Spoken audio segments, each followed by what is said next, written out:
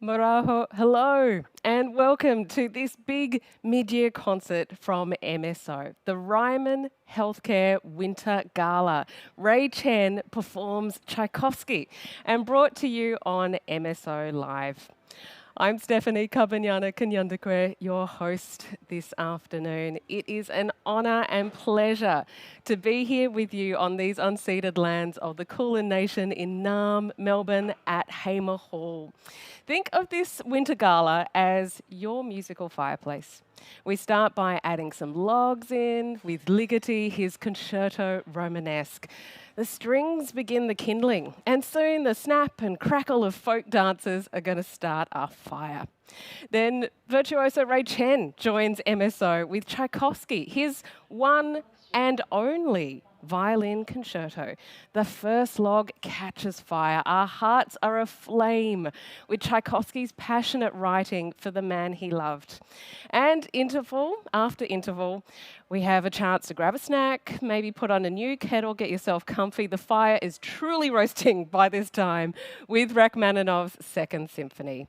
After the first was a little bit of a flop, I have to say. Rachmaninov was extra keen to labour hard and make sure that this symphony had his absolute all. He stokes this fire with a continuous energy that burns for a full hour. We're also celebrating a couple of anniversaries here. Rachmaninov, 250 this year, and Ligeti, a cool century. To introduce Ligeti's vibrant opener to this winter gala concert, here's MSO's chief conductor, Jaime Martín. Well, this Ligeti Concerto Românesc, Romanian concerto, here is my score. This is a fantastic piece, and the reason I wanted to include this piece in program today is because we are celebrating 100 years of the birth of Ligeti. If I was listening to the concert, I will be looking forward to hear all the big solos of the violin solos, which are incredibly difficult, but it is look. It's kind of Romanian dances during the rehearsals. I just want to do yahoo! It's kind of happy music. There is a slow movement then in the third movement. They are all very short movements in which we have a horn doing a call from the stage, and this call is answered from the distance into the hall. And I think for the audience this also will be quite interesting, because then you hear the horn in one place, then they have to look, where is the answer coming from? It's like echo. It's like shepherds speaking one to each other in a mountain, with here I am. So it's this kind of rustic folk tradition. And of course, and then the last movement is again another dance that is so incredibly fast. And you just have to look at the fingers of all the violin players, because I think it's almost going to come smoke out of the fingers because they are all playing so fast. And of course, we are talking about the Melbourne Symphony Orchestra. They all play absolutely brilliantly. I love the piece, and I think the audience is going to love it also. It's the first time the orchestra plays this piece. I think they have done the last movement sometimes as an encore. But anyway, I think I cannot wait for tonight's concert. Will be a treat for everybody. It sure will be a treat for us all. It may be a chilly winter's day outside in Naarm, but Hamer Hall behind us is heating up. It is a full house out there, ready for this slow burn into a roaring fire finish.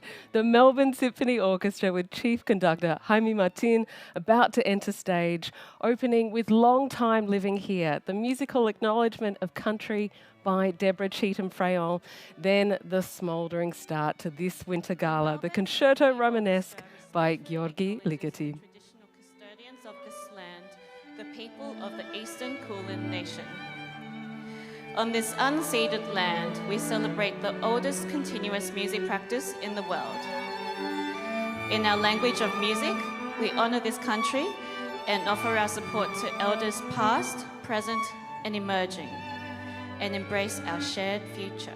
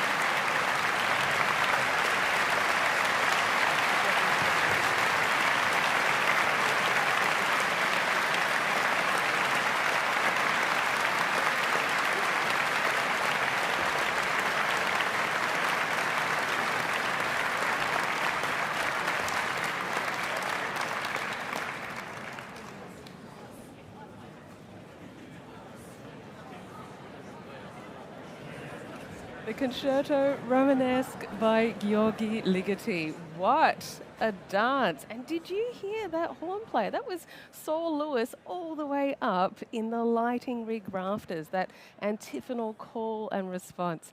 The Melbourne Symphony Orchestra truly shaken by the end there, with dance master and chief conductor Jaime Martín leading the way. A beautiful opener to this MSO concert, the Ryman Healthcare Winter Gala, with Ray Chen now coming to stage to perform Tchaikovsky. This is an amazing love story. It comes at a time when Pyotr Ilyich Tchaikovsky's life was kind of backed into a corner. As he said in a letter to his brother, Modest, who, as it happens, was also gay, I am now going through a very critical period of my life. I've decided to get married. It is unavoidable. During this period, I have changed many of my ideas about myself. The result of all of this thinking is that from now on, I will make serious preparations for entering into a lawful marriage alliance. Regardless of the identity of the other party, I believe that for both of us, you and I, our dispositions are the greatest and most insuperable obstacle to happiness, and that we must fight our natures to the best of our ability. I seek a marriage of some sort of public involvement with a woman to shut the mouths of assorted, contemptible creatures. So he gets married. It lasts 3 weeks. The plan, the smoke screen blows into the wind. Tchaikovsky is absolutely devastated, does what many of us do in moments like this, and he goes on a bit of a holiday to regroup, but he rekindles with the love of his life, Josef Kotek, who sparks the idea to create this violin concerto, bringing all of his virtuosity to stage now. We have Ray Chen joining the Melbourne Symphony Orchestra with Tchaikovsky's Violin Concerto.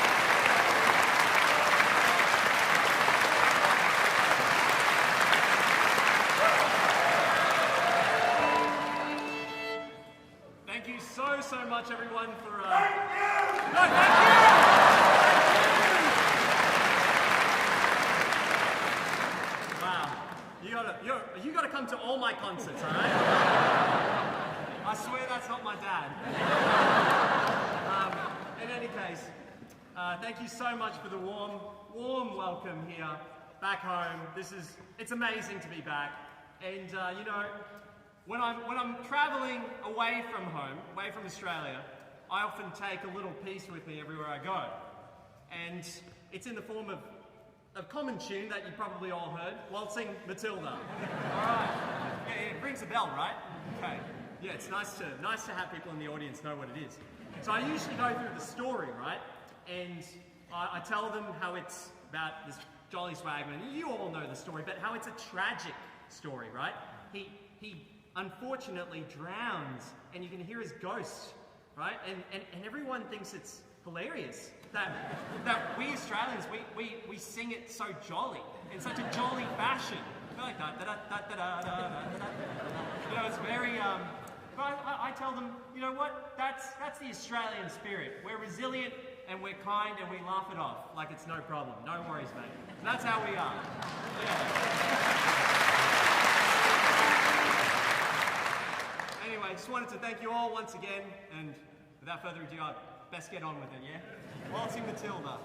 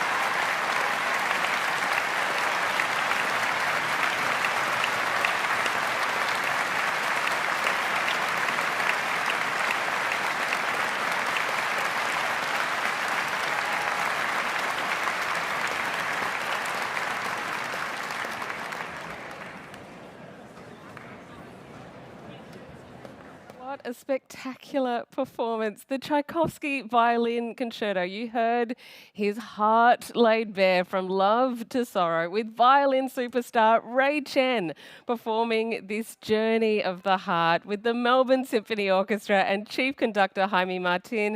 The audience here at Hamer Hall absolutely swept away, even calling out bravo and erupting into applause after the very first movement. What a journey that we have gone on through this Tchaikovsky Violin Concerto. And then with Ray Chen speaking so heartwarmingly out to the audience, everyone calling up and calling out to him for that beautiful encore. We're really lucky to get to hear his arrangement, his version of Waltzing Matilda. It's great to see you tuning in across the globe from our neighbours in New Zealand, Vietnam and Indonesia to the US, Mexico, and early dawn risers from Germany as well, getting up to join us too. And we are absolutely lucky to soon be joined by the virtuoso himself, Ray Chen.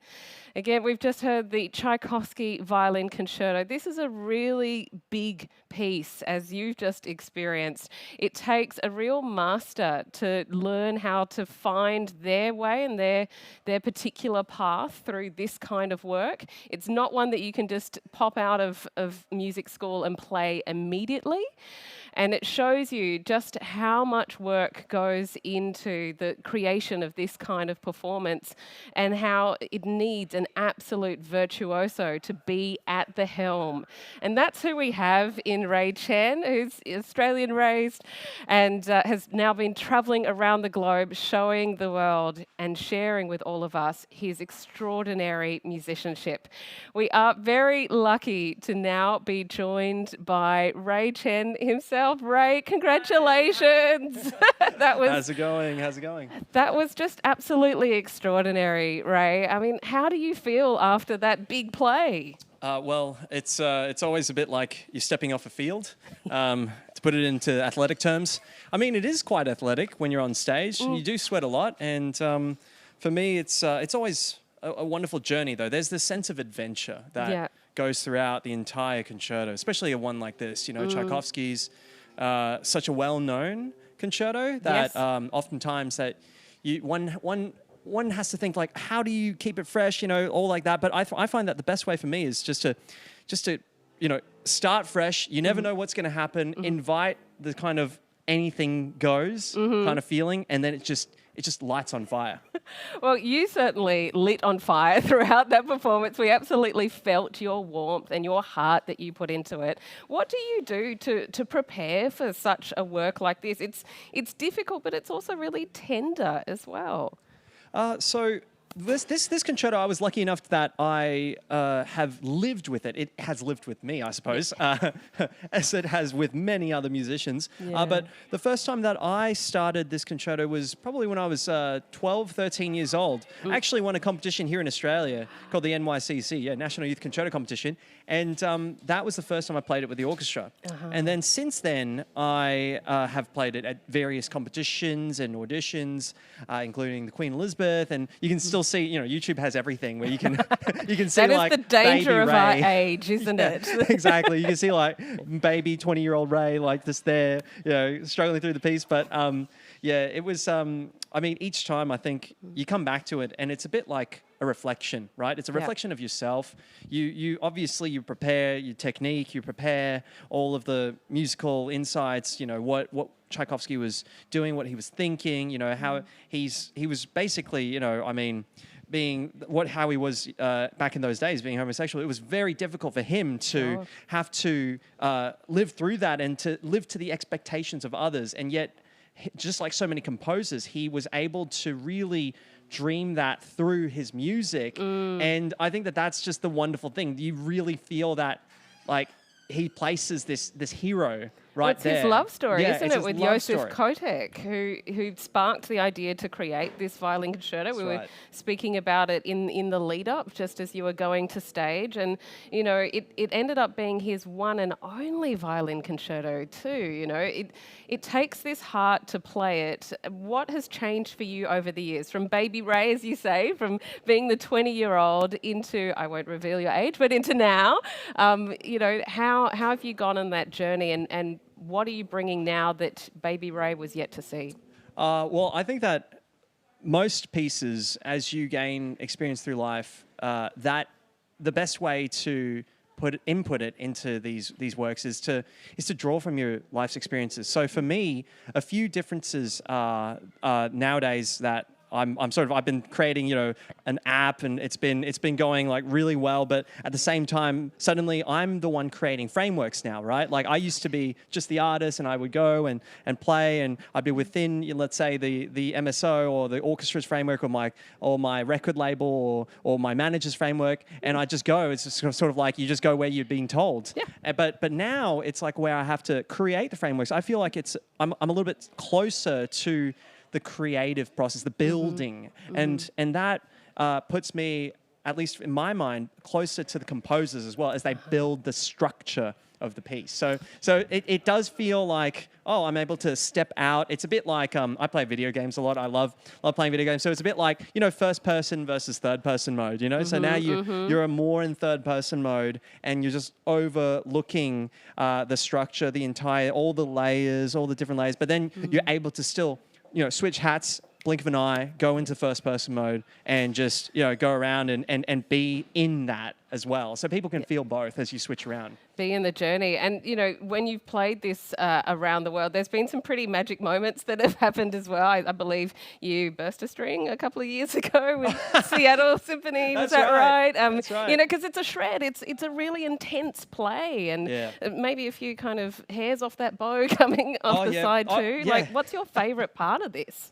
Well, favorite part you mean like traveling and everything in general? Playing this particular work. Like if you had to zone in the game, in the Tchaikovsky violin concerto, what is your go-to moment?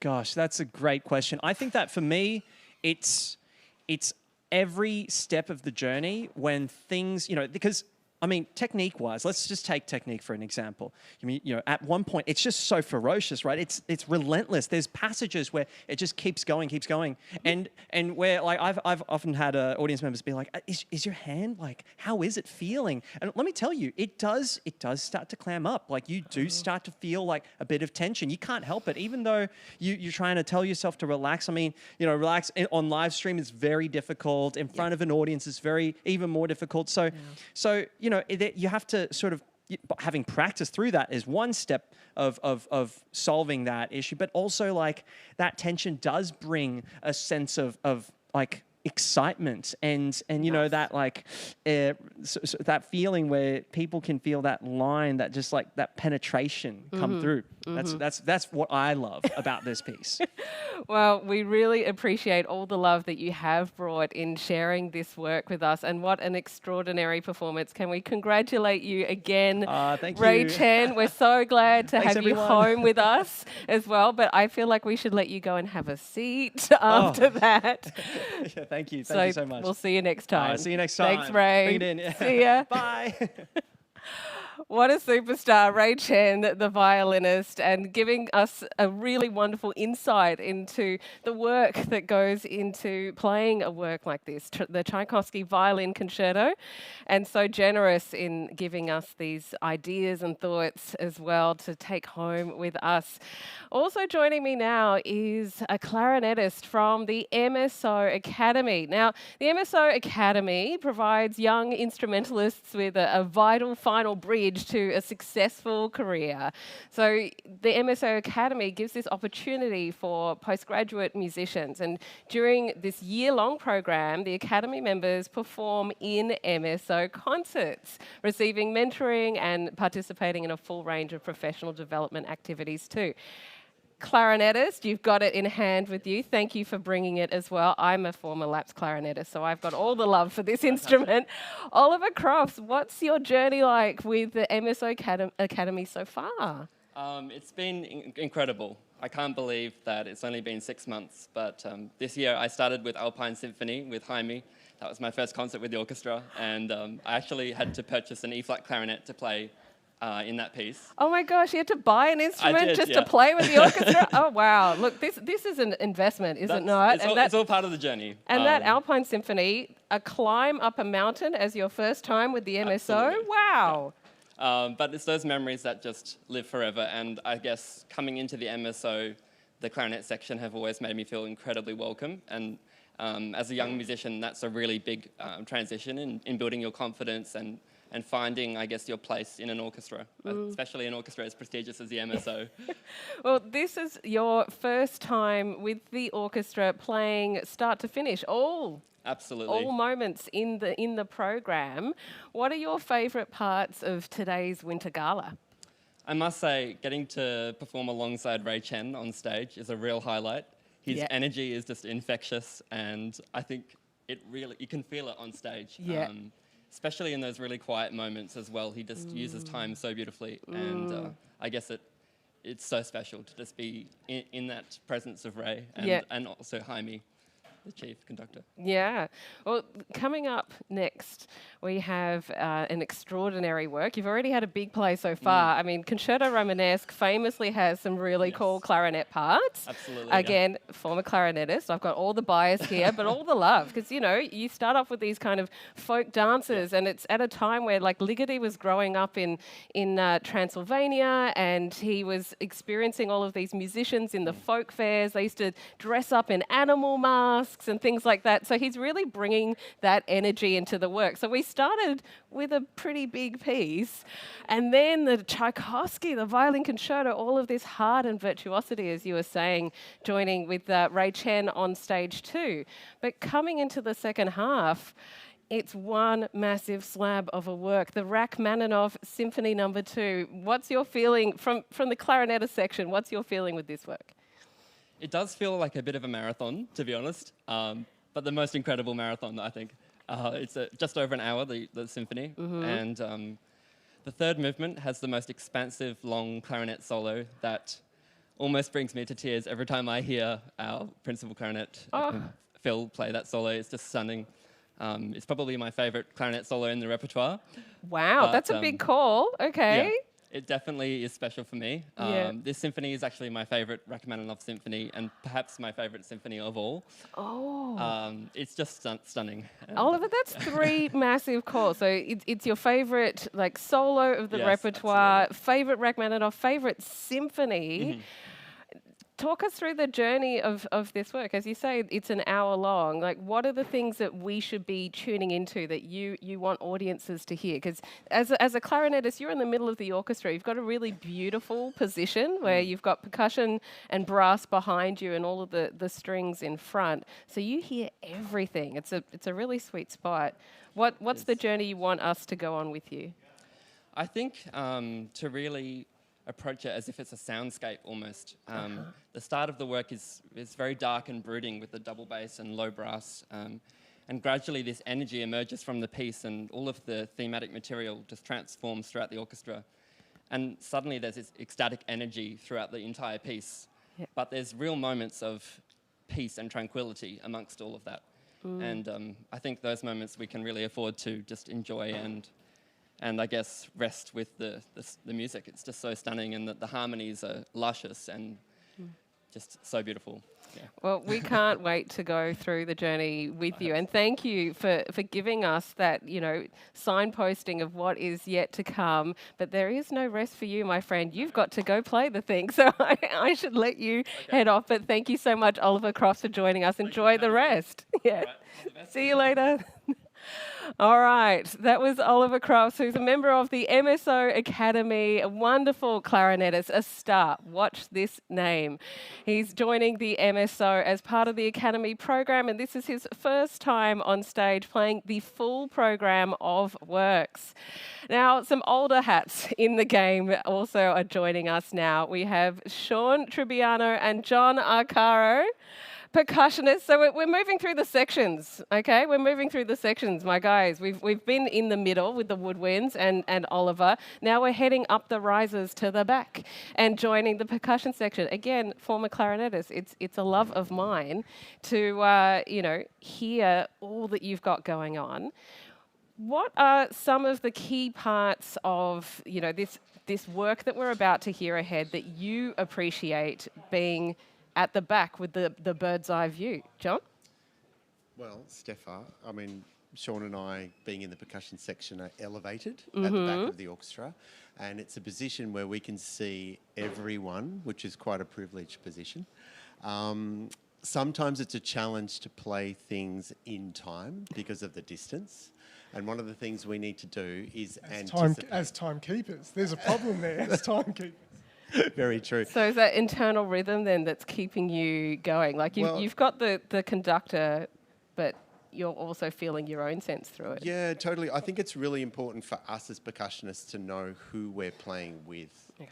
So, for example, there's some very beautiful glockenspiel writing in the Rachmaninov in the second movement and the fourth movement, and typically it's with upper winds, flutes, and if you can hear the flute and sort of go with it, but at the same time anticipate a little bit, it helps a lot. Yeah, wow. And then we're also always asking the question of what is our role? So how do we enhance the situation, which is a real privilege as a percussionist. And so in that case there, we're adding some magic, maybe a little sparkle, right? To those Icing on the cake. That's often who we are. solos. Well, speaking of sparkle, I think, Sean, some congratulations are in Thanks, order. Steffa. You've Thank just you. been appointed the principal percussionist here with the Melbourne Symphony Orchestra.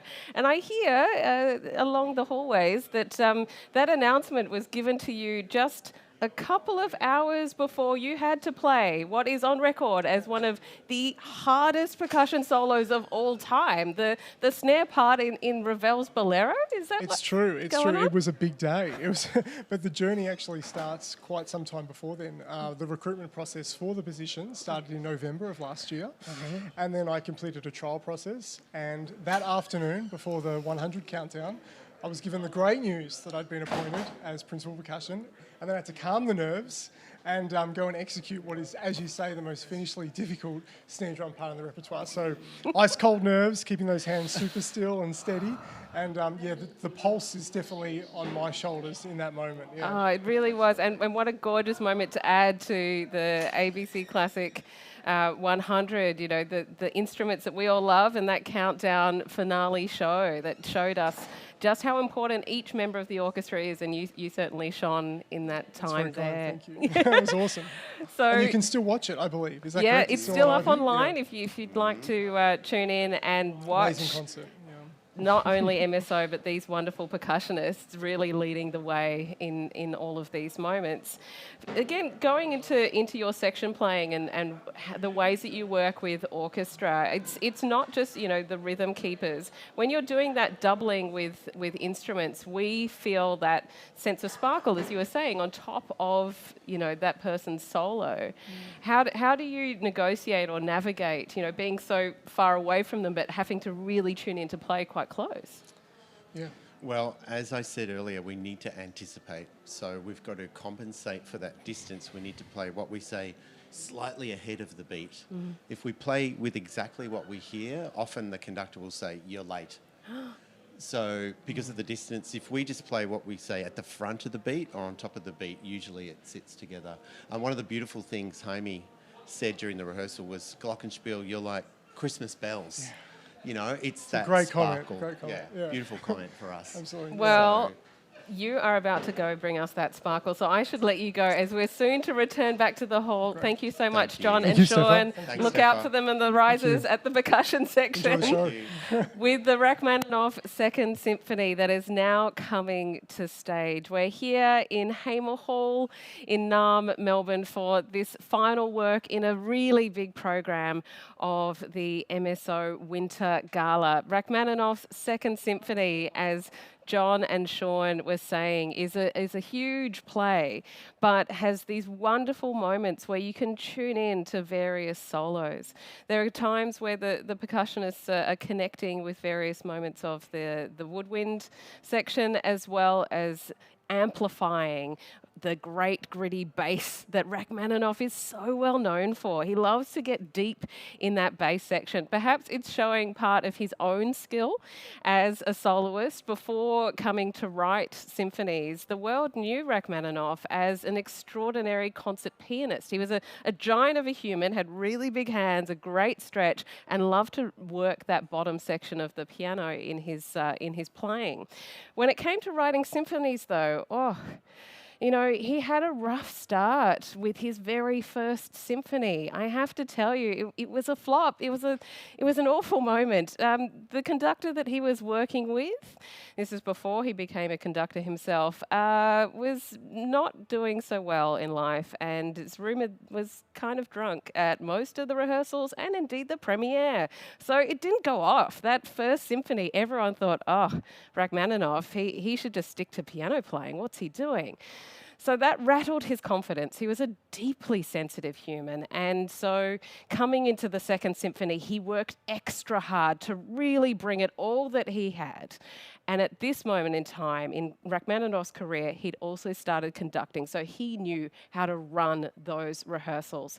We get to see the master shine in this second symphony.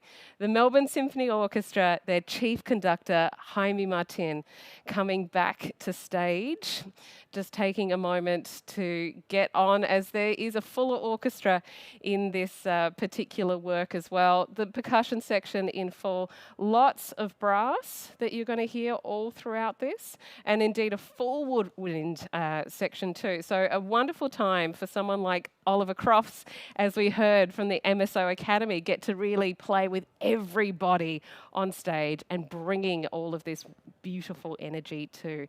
As I said from the start, it's a smouldering fire that ends up roaring, and this is where we head with the Rachmaninoff Symphony No. 2, the Melbourne Symphony Orchestra, chief conductor Jaime Martín on stage.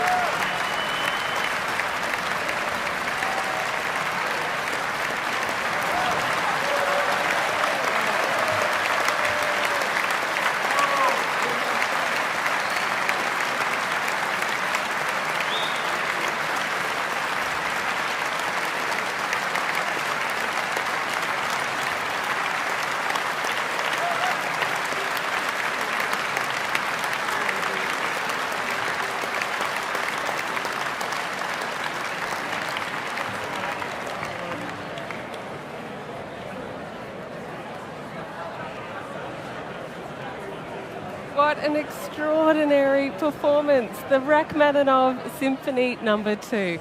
The Melbourne Symphony Orchestra in fine form there with their chief conductor, Jaime Martín, really enjoying that time on stage and getting to explore and share such a wealth of musicianship. What a concert we've had today. The Ryman Healthcare Winter Gala featuring Ray Chen. We heard the virtuoso violinist with the Tchaikovsky violin concerto, and kicking off the start, Ligeti's Concerto Românesc with all of that dancers. As you can hear behind me, the orchestra is coming up full of life and energy, and I hope they have brought that to you today as well. Thank you so much to CVP, who helps us come to you, come to your homes with this streaming. Arts Centre Melbourne, and of course the Melbourne Symphony Orchestra as well. Now, be sure to return to us here on the streaming of MSO Live, as the 2024 season launch is coming up 19th of July. Please put that in your calendar, put that in your diary, share the links with your friends and family, and be sure to also check out more content on MSO Live. So it's the MSO Live page, and MSO Live also has a whole host of social media handles as well. So on Instagram, on Facebook, on all the things, as the kids say.